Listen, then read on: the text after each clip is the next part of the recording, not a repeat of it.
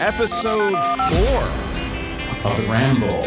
And I have a really special guest today. I got a guy. Now, here's a guy who, if you go to the show, you're not going to be sitting around scrolling up on your Instagram feed or looking at who's in the audience, if your ex-girlfriend's there or whatnot. You're going to be glued to what this guy is saying. He's a ball of energy.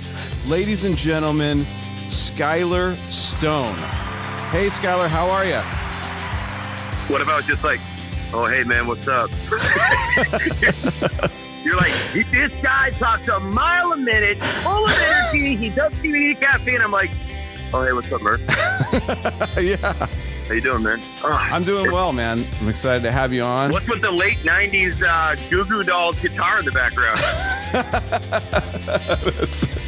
Yeah, it's my tech guy, Jonathan. He's got all these kind of fucking sounds and stuff for me. He loves this one. I can't tell if I'm on your podcast or in the movie City of Angels with Nicolas Cage and Meg Ryan. Jonathan, I gotta cut the theme song, buddy. I think I'm getting roasted.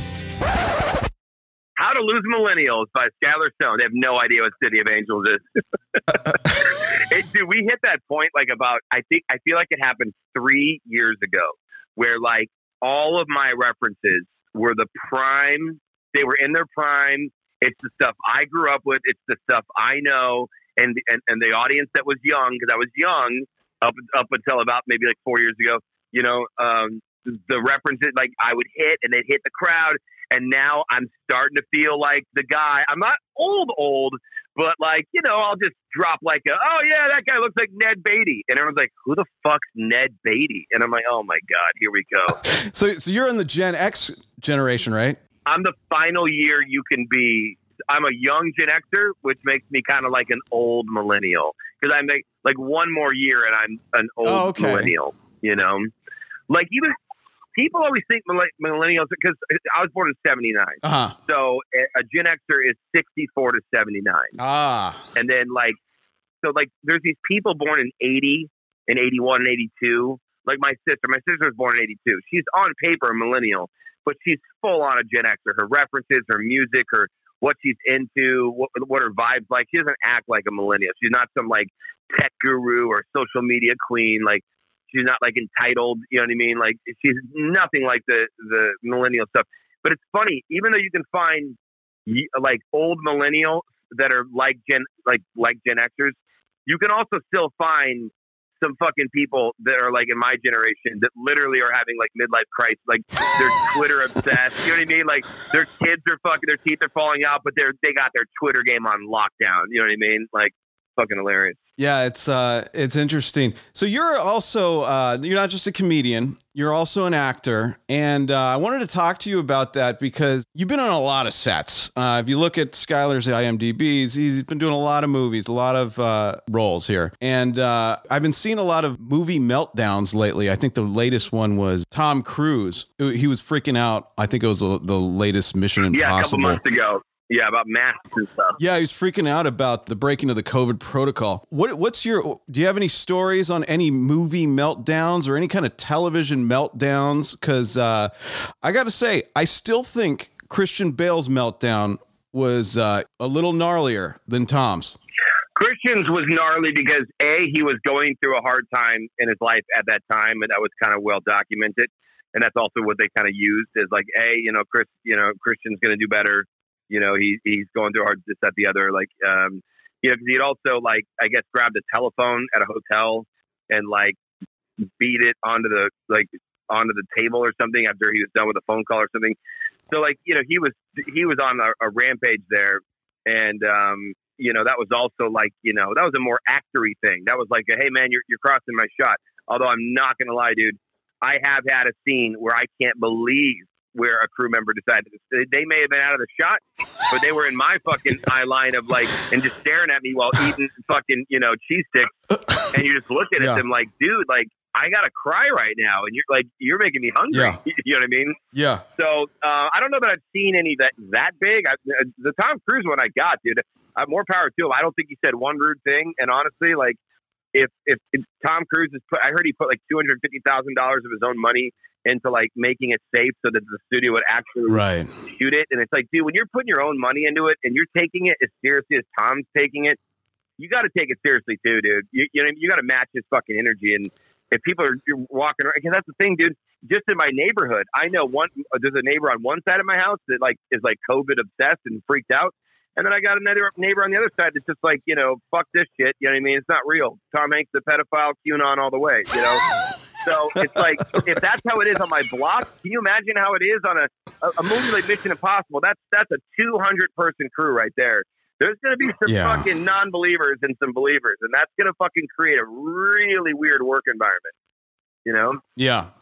Yeah. I did it, you know, one meltdown I saw was Louis Guzman on the set of Waiting. Yeah, I was a cook when I was when I lived in the whale's vagina. So when I saw you're on Waiting, that gave me a nice laugh. Yeah, when I was on the set of that movie, we shot that down in New Orleans, and when I was on the set of that movie, Louis Guzman was like a hero to everybody there because you know everyone else is young. That's Ryan Reynolds at the top of his career. That's Anna Faris after maybe like 4 movies. Like that's a young Justin Long. That's a young Dane Cook. I mean, everybody was young. You know, Emmanuel Shrieker, he wasn't even on Entourage yet. You know, It was a young crowd on that set, except Louis. Louis was the oldest cat on the set, and that was David Koechner when he was young too. Like David wasn't in much stuff either.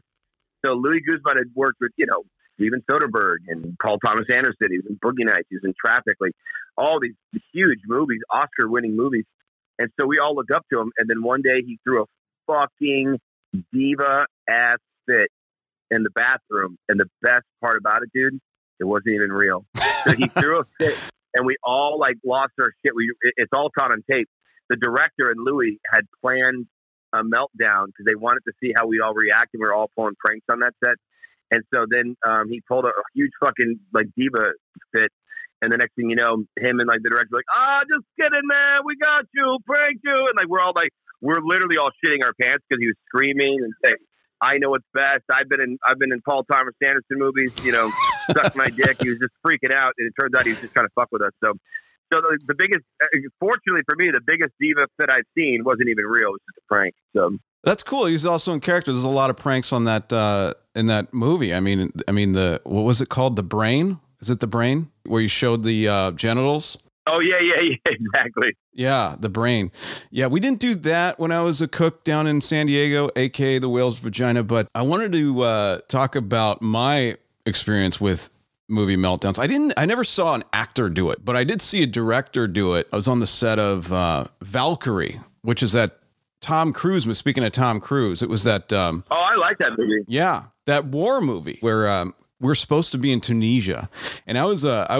This is when I was doing a lot of production stuff, stand-in crap. I was one of the, I don't remember the actor's name, but I'm sorry, but he played like a young lieutenant or something. So I was his stand-in. So we were out there in the desert in, I want to say Ridgecrest area or something like that in this really hot, dusty part in Los Angeles County, I want to say, or maybe even Kern County, maybe right outside of it. It's about 2.5 hours. So the director is actually inside of a van, and he is an air-conditioned van because it's freaking hot, and he's got Video Village inside the van. Something goes out, like some sort of communication or video feed or something comes out. He gets out of the van, and it's what's the guy's name who does all the X-Men movies? Crap. Hugh Jackman? No. The director. Bryan Singer. Bryan Singer? Yeah.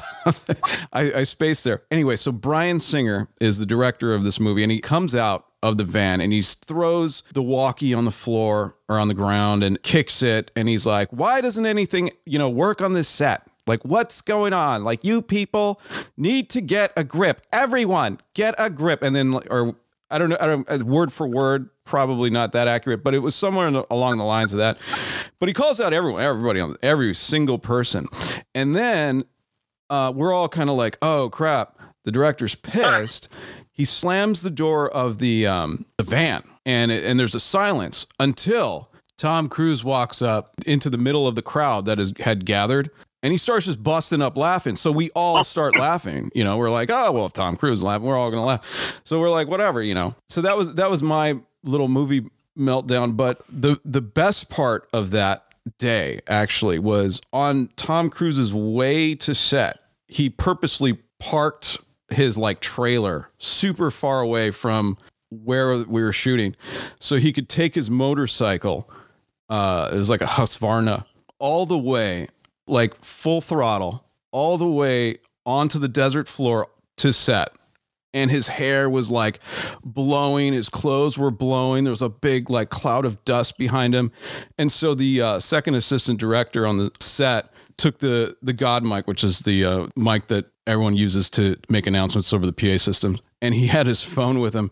And he played like one of those like Highway to the Danger Zone songs or whatever from like Top Gun. Oh, right. And it was like the fucking funniest shit we've ever seen. Everyone's dying. And he like pulls up and by this time the music's cut off and he's like, why is everybody fucking laughing? He's like, what's going on? And we were just like, man, that was like one of the best scenes. That's fucking amazing. That we should have recorded. Yeah. But back to Bryan Singer. He's a director that's kind of been in a lot of hot water, but it seems like he doesn't go away. He's just kind of like, oh, you guys are homophobic. Go fuck yourself. And so he never gets canceled or any of that stuff. And I noticed like there's a lot of things going on lately with people getting into hot water and then, losing their jobs and this and that. And I wanted to talk about specifically the character from The Mandalorian. What were your thoughts on Gina Carano? I don't know if have you seen The Mandalorian? Yeah, I've seen The Mandalorian, but not all of it. I watched, maybe 7 episodes of season 1. So, I don't really, I couldn't tell you who was who, but I mean, I did see that whole thing. I mean, I didn't see it in real time go down because I don't even know who she is. Like, I don't follow her. I don't pay attention to her, but I saw the news go down in real time. Like, and then, right. I mean, look, any company has any right, to absolutely say, that's not good for my audience. Yeah. It's not a free speech thing to, and here's the thing. I'm a huge free speech guy, and I've said a lot of things on social media that can get me in trouble and probably will one day. I'll get some cool gig and I'll have to apologize for something or have to take down something. And that's fine because, look, the Twitter came out when I wasn't sober. Right. Twitter came out when I was really out there drinking hard and doing drugs all night. So I would not be surprised if there's something that does not line up with who I am today, that I said back then. And the thing is like, let's just say let's say ESPN wanted like a comedy commentator. And I'm working for ESPN, which is owned by Disney. It's like if they come out and say, well, we hired Skyler for his edginess. That's what we wanted. Yeah, that's what ESPN hired me for. But Disney writes the fucking check. So Disney might be like, hey, man, that's one of our fucking, that's one of our companies. And we can't have that in the portfolio. Like, he either publicly apologizes or he doesn't. And that's the only new stuff. There's your freedom. You are allowed to go, nope, no apology. You're allowed to do that. That's your freedom of speech right there. I stand by what I said, and I'm not going to prison for this. Yeah, you're not going to prison. And no one is saying you're going to prison, but you might lose your job. That might be gone. And that's their right. I need that right. I need that right. If I got 8 comics on a comedy rock show, at the store, and let's say I'm doing a benefit, and it's a benefit for, let's just say, rape victims. All right. So now I'm doing a benefit. And then all of a sudden, like, one of the people that's on the lineup, either is being accused of something in that world of sexual assault or rape, or even just joked about it really poorly several times online, and someone brings it to my attention. I need the right to go, hey man, these people rented out the room for the night, and I'm kind of working for them tonight. I'll book you for some other one if you're clear to these charges, or if you want to take down these tweets, but you got to go. And I have to have that right to be able to say you can't perform that night because this is a special night, and my audience will care about that. With the way that Disney can go, hey, dude, you might not want to. I mean, here's what I don't understand: why ever touch the Holocaust? Why? No one yet has. You know what? I'll tell you who has successfully touched the Holocaust in a joking manner. Jews. Right. Yeah. Makes sense. Dude! It would make sense. Let me say it for anyone listening. Yeah. Dude! So when you say like, oh, I swear I've heard people make jokes and get away with it. Yes, you have. Mel Brooks, Sarah Silverman. You know what I mean? Like, that's who you heard do it. You know, Jeff Ross. Right. You know, like, that's the people that did it. Like, you can't fucking be, you know, Christopher Titus, you know, blonde hair, blue eye, come out and like, you know, fucking, it's so funny to watch people just not get that simple equation. Yeah, I support the whole idea of free speech, obviously, but it's a head scratcher for me because it's like, okay, so Disney, you know, massive corporation, they got like a diversity and inclusion department now. You know, they've even rethemed a ride. I think they rethemed Splash Mountain. I don't know if you've ever been to Disneyland, but it used to be something based on the Song of the South, which I never even knew what that was about. But that, I guess it had some racist undertones or something back in the day. So they changed it all out. And so I'm thinking, you know, if you know this and you know this information and you're Gina Carano and you're putting out all these crazy like QAnon and things about the Holocaust and like, you know what I mean? And like stuff about the transgender people. I mean, it's kind of a head scratcher for me. I don't know. Yeah. There's just, we're in this area where I even watch people once they get something taken down or the name changed, and I got to tell you, man, I ain't Miss Cleo. I can't see the future, and I can't be inside someone's brain. So I guess I don't know exactly how they really are thinking or feeling. But I'll tell you this: I can go off my instincts, and I can make educated guesses, and that's what we're supposed to do. And when I see these someone do a big takedown or like a big article on someone, or when I see them start a hashtag or a campaign to end something, take something down, rename something. When I see that person after they get what they wanted and they give their like sort of like I did it speech, I never, ever, ever, maybe 4% of the time I've felt like they're really happy about what they did. The other 96% of the time, I just get this hunch, this educated guess, if you will, that they just like it. Like it's like when I go downstairs in the morning and I yell at one of my kids about something, and then I realize, oh my God, I didn't even yell at them about that. I yelled at them about something else. That's what it feels like there's something else going on in their life, and they needed something to focus on. Hey, great example, Murph. Okay, one time. The house that I live in right now, it's the only house I've ever owned. And I when I bought it 5-6 years ago, we needed to repaint it. My wife was on bed rest with the twins in the hospital. It was a nasty pregnancy. Boys almost didn't make it, but they're fine. They're here. But it was a really hard time in my life. And so I'm newly sober at the time. I'm really angry about a legal matter that was happening with her ex-husband. I'm really mad about God maybe not giving me my twins, because one had a 40% chance of being born, one had a 60% chance. They beat the odds, but still, at the time, I didn't know they were going to. So I'm in a rehab. My roommate is Andy Dick, and I'm not even kidding. He's my roommate in rehab. Right. And so, like, that's my life, right? I got a pregnant wife on bed rest in the hospital. My life's falling apart. I'm barely making any money because I can't work because I'm in rehab, but yet I'm buying a home, and yet my wife's delivering 2 babies soon. So like, it was fucking crazy. I hired this painter, and I got to find him because I definitely owe him an amends. I remember just being such a motherfucker about the smallest, stupidest, like if he just got a drop of paint in the wrong. I mean, I wasn't understanding. I was over the top. I was ruthless. I was relentless. But it wasn't about the paint. That's all I could control. So now when I watch these people and I see them not look as happy as they probably thought they would be when they get the little ride changed at Disneyland, it was offending them it's always some fucking chick that lives in San Francisco. Like, and she admits she's never even been there, right? But she's just fucking angry about it, that she knows now that it was based on a song that was written by a guy that maybe was neighbors with a racist. Like, it's just always some crazy story where you're like, hey, let's just get over this. So, like, sometimes I just don't think these things are really about what they say they're about. That's my opinion. Yeah.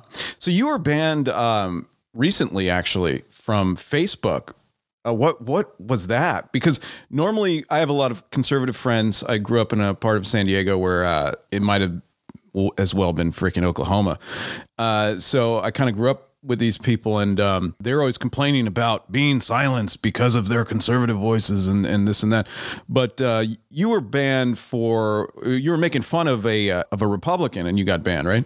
I was, I did. Yeah. Well, I think I went a little, I'm not going to lie. In this case, Facebook does need the right to take something like this down, because they just can't, they can't read sarcasm.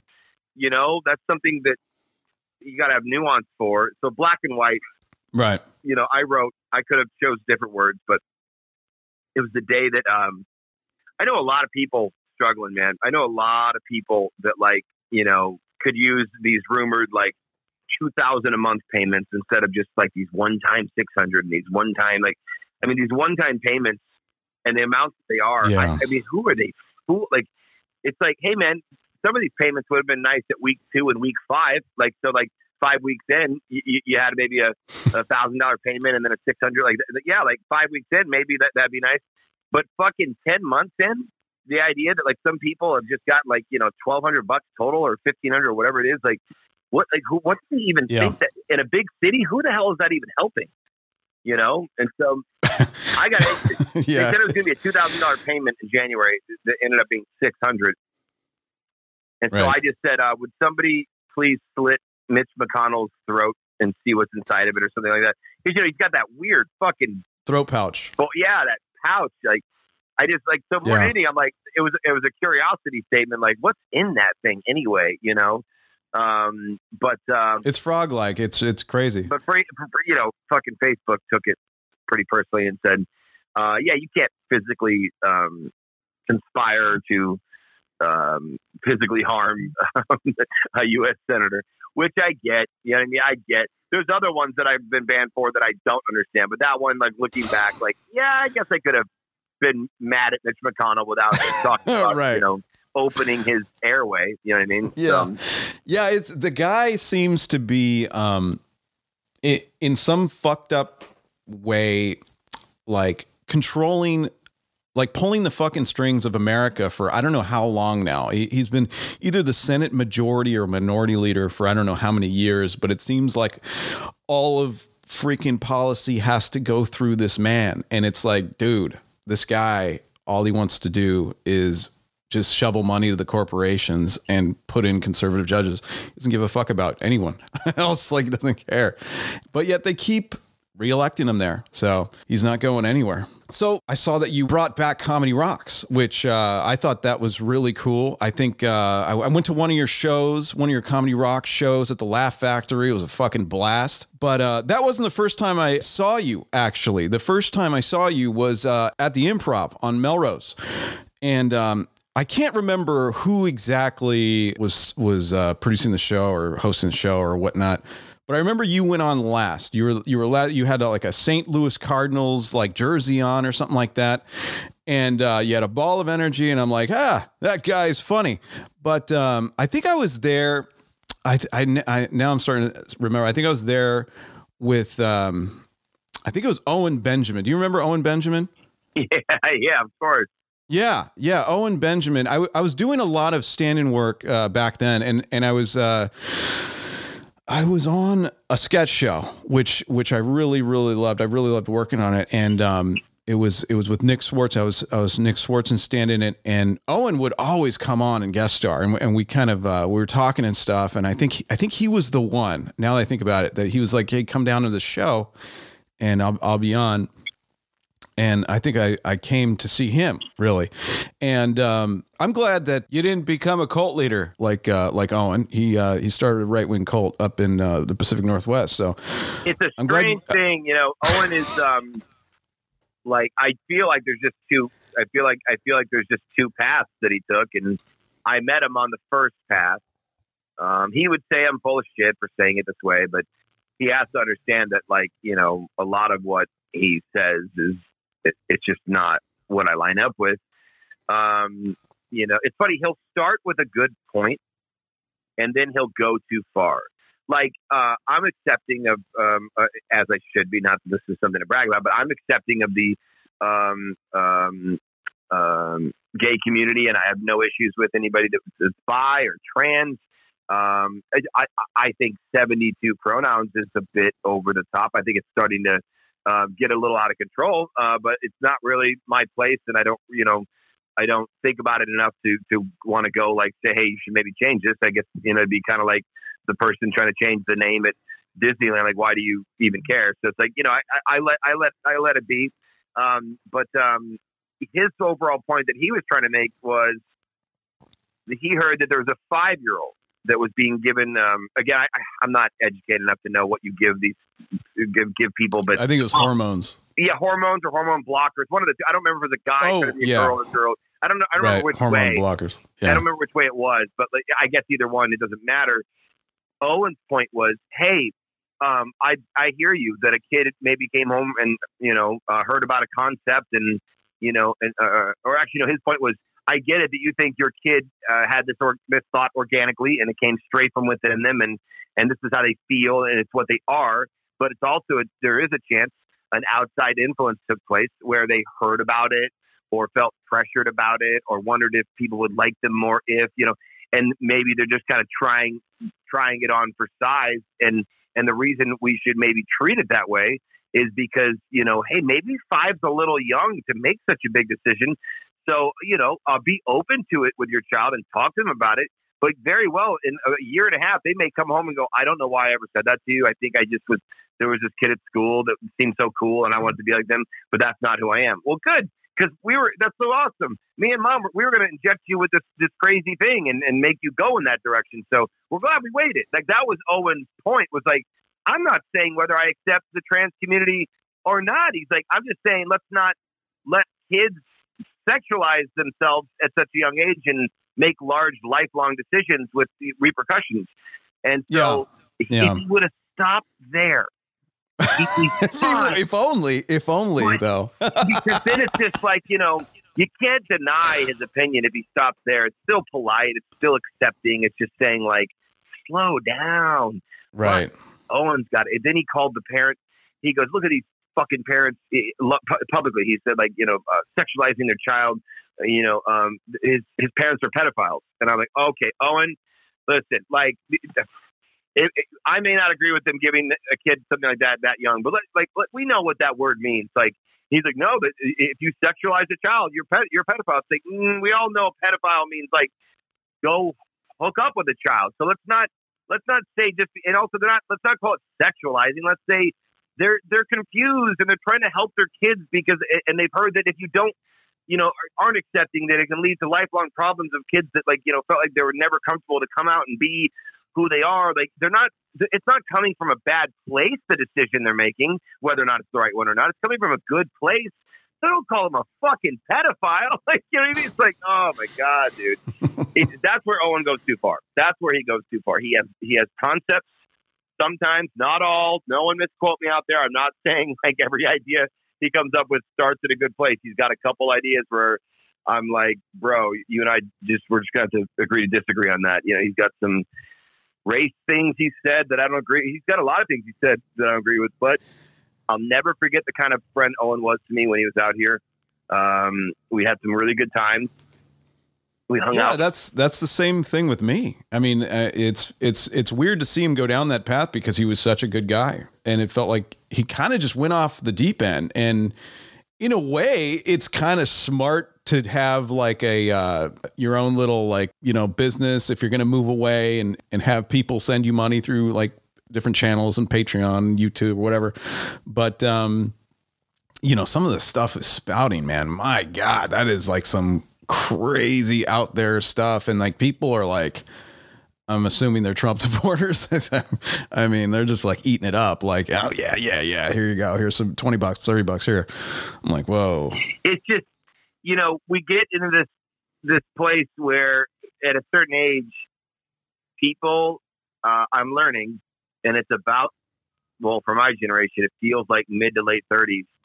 Everybody just kind of starts settling into a little bit different of a person than you met, in your 20s. And you can't help but do that. Like, some of it's healthy because, I was wild and terrible in my 20s, and now I've really leveled out, and I know I'm a better person. I have no problem even saying that about myself, And that's not to say Owen's the opposite. I'm not trying to say Owen is a tale where he now isn't good.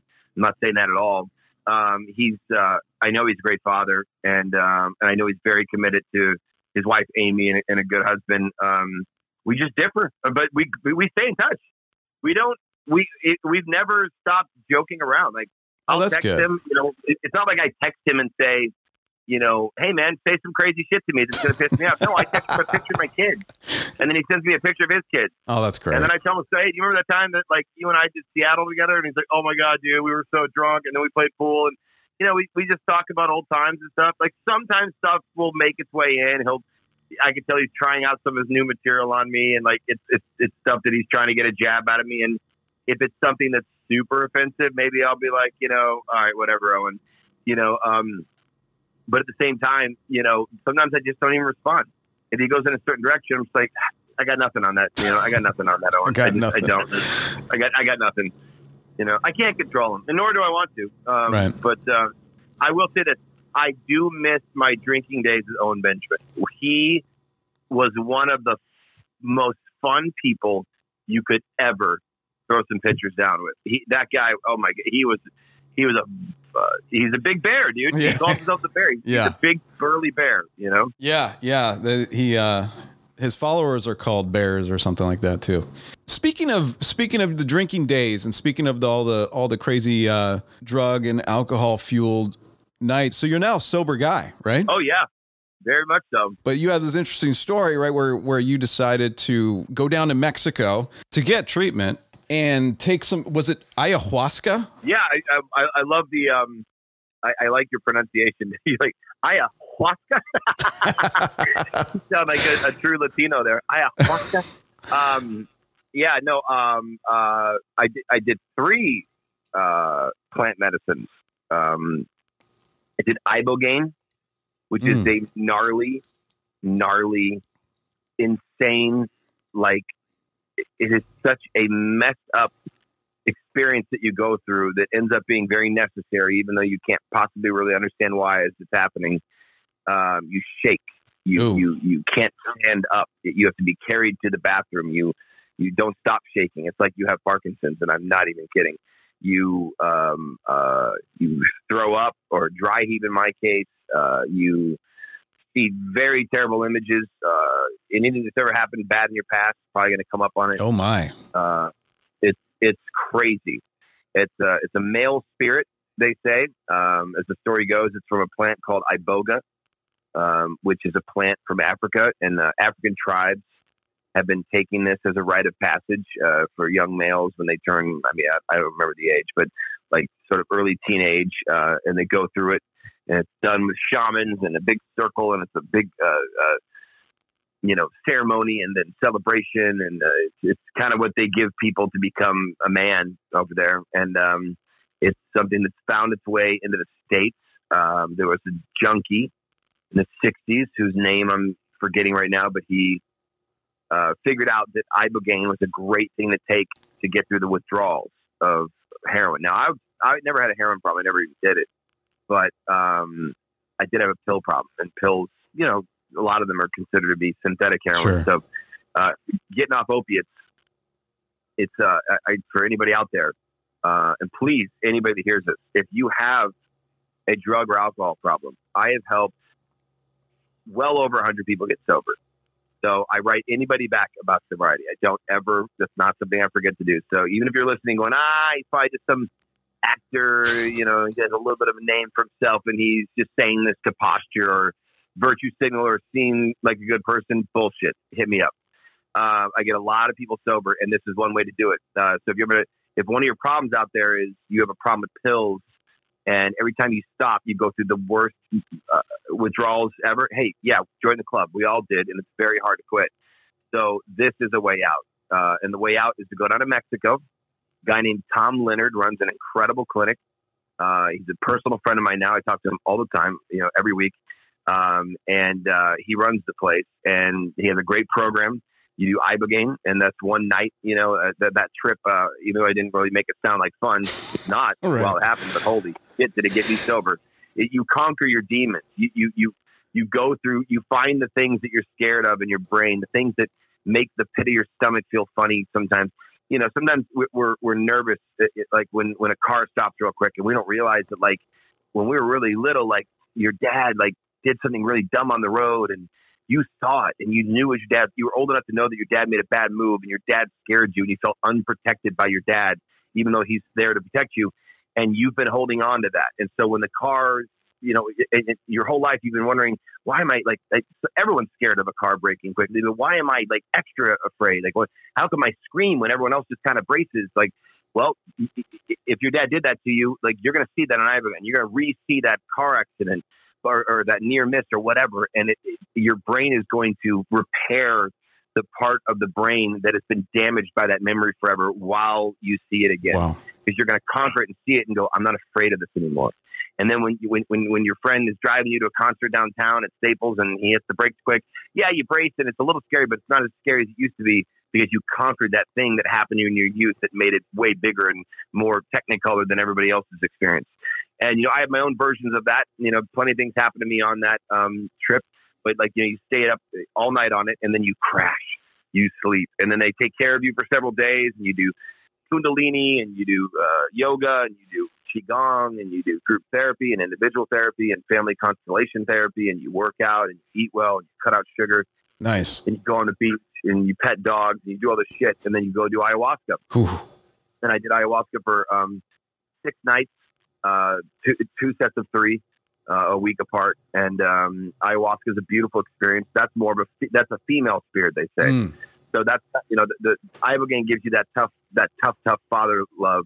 But like, this is like the female spirit. And we all know the motherly love is a little different than the fatherly love. And so she kind of cradles you, shows you more pleasant experiences, and gets rid of bad things out of you. I mean, you shit a lot, you puke a lot, and you get stuff out of your body. And then the last thing I did was DMT. And, a lot of people have heard of DMT because, Joe Rogan talks about it a lot. Sure. But the stuff that Joe Rogan does is a little different.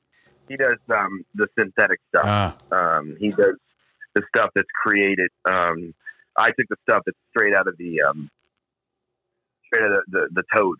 There's a toad in the Sonoran Desert, and it's got these little nodules on its back. And these people go down there and they squirt the poison out of its back. And it's not poisonous to humans. It's not even really poisonous per se. Like, no animal that tries to attack it dies from this stuff. They just take a bite, and when they squirt it into the animal, that animal falls over and goes on a big fucking trip while that fucking frog hops away, Yeah. So that stuff, that's only about 15 minutes long, but that thing is like ibogaine and ayahuasca and ecstasy and cocaine and weed and it's like everything all at once. And like with a shot of just God visiting you and tapping you on the shoulder and saying, I exist and you're not alone, and just keep living a good life and you're going to see me. I mean, it is an experience, dude. And it worked. I mean, you changed your ways. And I used to like joke around about these things, like had a joke in my web series, a guy who farted in the elevator.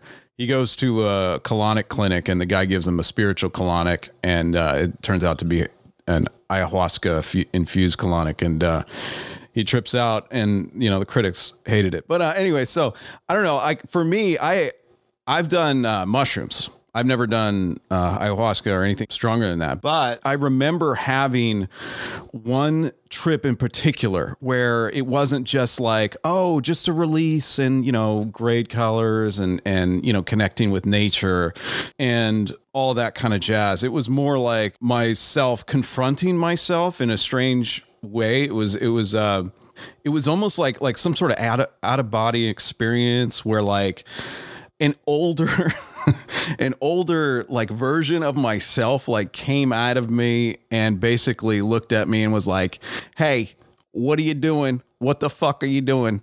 Hey. And you need to get your shit together. You need to stop acting like this. That's funny. It it was fucking weird, but it really like made me kind of like do some like self-analysis, and I was like, wait, maybe I should, change my ways. Like maybe I am affecting, some of these relationships with people and all this stuff. You like, are. I was like, all of us are. I mean, even though I'm sitting here telling you how much better I am, I'm affecting someone right now. Someone fucking hates me right now. Someone is saying to someone else right now, God, Skyler drives me nuts. Someone is saying, I don't believe in Skyler's change. Someone is saying, like, we could, it's like, what I don't get about people is when they're ever shot. Like, I heard someone say, like, oh, that was De Niro's acting coach. And they're like, oh, back in the day? And they're like, no, like, his acting coach that he brings on sets. And they're like, why would De Niro have an acting coach? Like, because he can always do better. Everybody can. Right. Like, in De Niro, I mean, these people do these A-list actors, they do still get accent coaches, and they do still get acting coaches. They have people that are constantly pushing them to the next level and saying, hey man, you could do it that way, or you could do it this way. And it's just, you're relying on your old tricks. Why don't you get out of your comfort zone? And that's the way to do it. You got to keep pushing yourself. And I'm glad that you got to do an experience like that. Yeah, it was eye-opening, man. It was definitely one of those times where I was like, oh, okay. Maybe I should, treat people better. Maybe I should, treat myself better, for fuck's sake. I mean, I was smoking a lot of cigarettes. I was doing other drugs. I was heavy into drinking, not so much into pills, but it was, I've toned down so much. And then of course, a lot of it also is maturity and things like that. But definitely that experience was like, whoa, that was like one of those things where I can't knock it as some sort of way to kind of help people. You know what I mean? Like, I think it's Denver, or there's a couple of places in the US now that have legalized it medically or something like that. So people can administer these little trips, and people can now like do that little self-realization or whatever. And help their mental health, wellness. Or I am all for people even saying they want to go do that, even if they're not a hardcore. Like, there might be someone listening right now that's like, I don't really have a drug or alcohol problem. I use drugs maybe 4 times a year on New Year's Eve or at a birthday party or Coachella, and I drink maybe twice a month where I get drunk. Like that's not an alcoholic. That's not an addict. But they might be like, but you know what? I just don't have good relationships. I'm really bad to my lovers. I fall out with everybody. No landlord has ever enjoyed my phone call or my company and can't wait to get rid of me. Like, you could still be driving people insane, whether you're an addict or not. And these things will still help you. You can go down to Mexico and just go, I don't have a drug problem. I got a brain problem. Help me out. You know what I mean? And you can still get that pick me up, Yeah. Yeah, I agree. So, recently you did, I just go back to, the Comedy Rocks, circle back.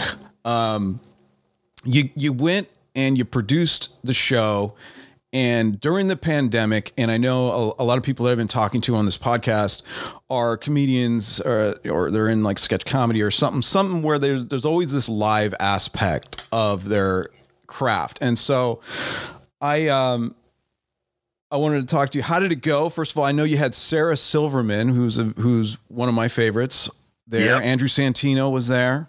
We had Silverman, Santino. Oh man, I'm forgetting someone. Oh, we were supposed to have Andy Dick, but Andy was too drunk, so we didn't let him come. Oh, yeah, he needs some ayahuasca. That's what he needs. Yes, he does. I tried to get him to go do that, and Andy likes to do the wrong trips. If you know what I mean. Yeah. Andy was supposed to be there, was not there, but we pulled it off safely. We had Santino, we had Sarah Silverman, Michael Rappaport. Oh, Rappaport. I loved his Instagram Trump rants. And Rory Albanese. He ran The Daily Show for several years. Oh, with nice. Jon Stewart. Nice. So, we had a good lineup, and people are ready to come out. They just are. And, we're doing it safely. So Comedy Rocks now has mostly been existing at a place called Jam in the Van. It's a recording studio that's over on the west side of LA, near like the 405 in Pico. And it's got a backyard area. So it's outdoors. We do temperature checks at the door. Beautiful. All the seats are socially distanced. And then also you can only buy tickets in packs of 2 or 4.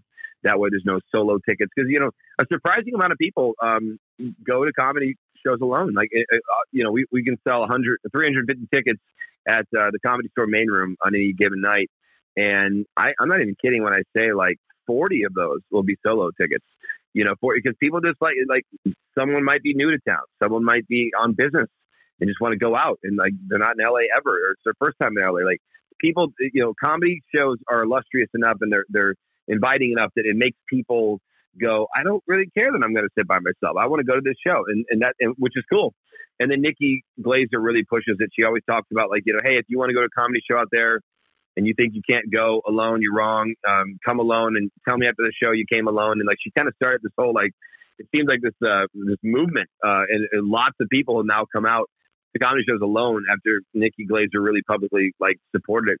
And but we can't have that at this show. Okay. So this show, what we do is we sell tickets in pods of 2 or 4, so that way there aren't any strangers sitting with each other. Because if we did that, we can't guarantee that someone has been up to their best behavior, with COVID and stuff, and it's being safe, like, because you don't know that person. But at least if we sell them in 2 and 4, you're bringing everybody with you. You're probably only going to invite people that you trust. So it just creates a safer environment for the comics, for the people, for the staff. And so socially distanced, temperature checks, pods of 2 and 4, separate mics for each comic, separate green rooms for each comic. And, we don't fuck around. Masks have to be worn at all times unless you're taking a drink.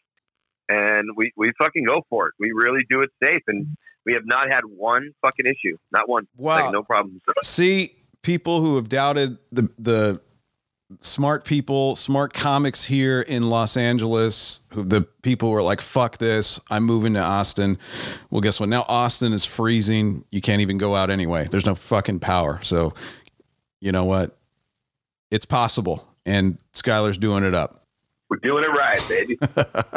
So I saw you were doing a lot of hiking lately. Do you ever envision yourself returning to the gym? Because I'm starting to think, I kind of miss the gym, but I'm not sure. I'm still kind of on the fence. I'll return when it's right. I don't think it is yet. My wife's even doing an outdoor gym right now. And I'm like, oh, babe, you're crazy. Like because I don't want to be around people breathing that heavily. You know what I mean? Yeah. Sweat flying everywhere. Fucking particles flying out of the mouth. Yeah, I tried to hike in a mask out in Zion, and it was really hard. I had to take it off. It's like you're pretty much socially distanced, So I imagine working out with a mask on outside when it's hot. There's a bunch of people around. I don't know. To me, I'm not sure. It doesn't appeal to me as much. Yeah, it's not for me yet, but I know one day I miss it. Yeah, a lot. Yeah, and then so now the question that I think is on every parent's mind. I don't have kids, at least not that I know of, but if I was a parent, I definitely want to get my kid a PS5. So did you ever score your sons and daughters and kids a PS5? Yeah, I actually ended up with 2. No way. Yeah, I pushed so hard that like 2 came through the same day. I'm trying to remember what happened that I had to get. Oh, I know what it was. I know what it was. A dude texted me, said, "Hey man, on the slide, I have one. It's this amount," and he only wanted to sell me one. I think it was like 200 above asking price, which is good. And I'm like, I can do that. Yeah. And so then I said, yeah. He goes, but I won't have it till tomorrow. So, but when I have it tomorrow, we'll just meet up later on and we'll do it. And I was like, oh, okay, that's cool. And so I thought he was going to, I thought he was going to have it, and I planned on him having it. But there was a side of me who was just thinking, like, man, am I just going to give up my search at the peak of searching? Because this guy's claiming he'll have one tomorrow. Like 1,000 things could happen from now till tomorrow. And I might not get that thing. Right. And so I just kept like doing all the on sales the rest of the day. Like I'd go on Walmart's on sale and some place called BJ's on sale. And then finally, a Best Buy one came that day at the end of the day. And I go, I'll fucking try and see if I can hit. And then I got it, you know, for cost. And then right after I got it, the guy had texted me and said, all right, man. He goes, just don't forget, man. I took it offline because you said you're buying it. So I'll see you tomorrow. Like I remember him texting me that. I was literally about to text him and go, hey man, is it cool? I don't buy it. I just hit on Best Buy. And he wrote me that. I'm like, oh. So I'm a people pleaser. So I fucking met the guy the next day and bought it. I'm like, now I have two. Yeah. But it was cool. I ended up giving it to a kid that got COVID, and his family was pretty sick. Nobody died, but it kind of ruined their holiday season. Sure. And he liked it a lot, so I gave it to him. Oh, that's great. That's awesome. Yeah. So do you still drive around a Prius here in LA? Yeah, I have a Prius. Yeah. Yeah. I got one in, I don't know, last year, I think in the spring. And I noticed something really, really odd. It seems like people are aggressive towards Prius drivers. I never knew this. I had no idea, but it seemed like, do you ever experience this? Like people like cutting you off and like trying to get in front of you or any of that? Have I experienced people heckling me because I'm driving a Prius? Well, not heckling, but like people like driving aggressively, trying to get in front of you, or any of that, like cutting you off or any of that stuff. Because it seems like when I go out store or whatever, and I'm just driving normal. I mean, I'm getting my MPG on, and it seems like it's always somebody in like a black SUV or something, with the black license plate and just like cutting me off. So I'm trying to see if this is like this big widespread problem, or is it just they just hate me? This sounds like more of a this sounds like maybe you must have banged someone's girl, bro. This sounds personal. I'm gonna start driving up with a mask on. You got Merv's over here fucking blaming the Prius. Meanwhile, he's like sleeping with every wife in the neighborhood he lives in, I thought it was the Prius. It's not. It's definitely not. Damn. No, it's for sure because you're banging your neighbor's wife, for sure. So you're a Capricorn, right? Yep. It is now that time to read our guest horoscope in an overly traumatic way.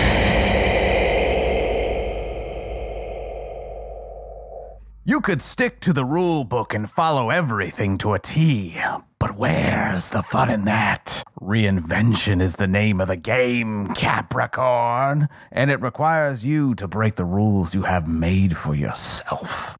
No, the result is not going to be perfect. No, you certainly won't get things right in the first attempt. Once you get into the groove, though, things will turn around for you in a way they never have before. And here's your cosmic tip of the day. Capricorn. Perfection is overrated. And that is Skyler Stone's You horoscope. sounded like you had a hemorrhoid that whole time. All right, Tyler. Tyler. Hey, Skyler. So what are you working on now? I got a movie coming out this year, depending on when COVID ends, but it's supposed to come out this year, called The Retaliators. It's a horror movie with a bunch of really great actors that you recognize from Ozark and Game of Thrones and all sorts of things. But it's called The Retaliators, written by these new writers named the Gear Brothers. It's one of the best scripts I ever read, and it's a really original take on a subgenre in horror that I don't want to give away, but you'll know the subgenre when it starts to take place and you see it.